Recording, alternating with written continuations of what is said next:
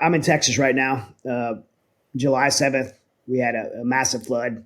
I don't know how many. I'm guessing probably death toll will be close to 100. And then you have the CEO of Rainmaker saying that just 4 or 5 days prior that they were actually in the area conducting cloud seeding. And so this is an admission from the company of Rainmaker, the CEO of Rainmaker. He did say that it had absolutely nothing to do with the floods, but I mean, it seems like not a coincidence to me. What's your thoughts on that? Whether they're using him as an intentional distraction or he's put himself in that position, I don't know. His name is Augustus Dorico, and he has connections with Peter Thiel. We have pictures of him nuzzled up to Bill Clinton. Whatever his part in the play is, if that's to distract people from the elephant in the sky of climate engineering, we can't say for certain, but there's no question whatever he did had nothing to do with what happened. Because in addition to the seeding component of this, again, his aircraft might carry 5 to 10 pounds total tops into cloud moisture.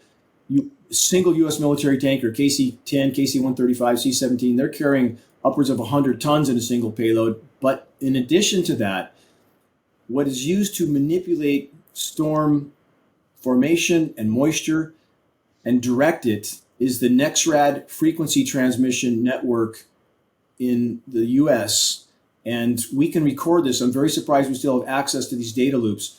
But what these transmissions do, and again, we can record it in real time, we have with hurricane landings like Harvey, Helene, Michael, Ian.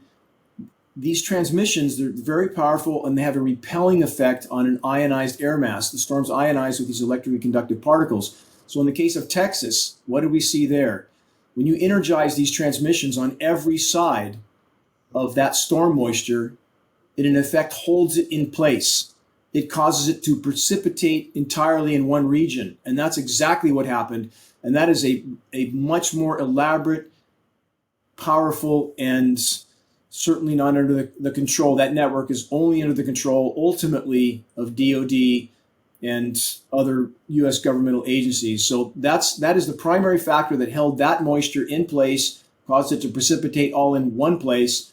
And again, we've recorded this. Again, your listeners can search geoengineeringwatch.org hurricanes, and they can see in real time, for example, with Hurricane Harvey in Texas, how do they know 7 days in advance that storm would go where it did and sit there for 3 days? They knew 7 days in advance because that's literally the scheduled weather. They have that much control. These are patented processes, and your listeners can see the frequency transmissions interacting with the storm in real time. We recorded all of it. It's indisputable, and it's mind-boggling that we live in a country, or we live in a world with the whole of academia pretending this isn't happening to protect their paychecks and pensions. So, I mean, the conclusion that you're saying with Rainmaker is that they didn't have the ability to create that effective of a catastrophic event with the flood. It would have been someone more with more capability than them.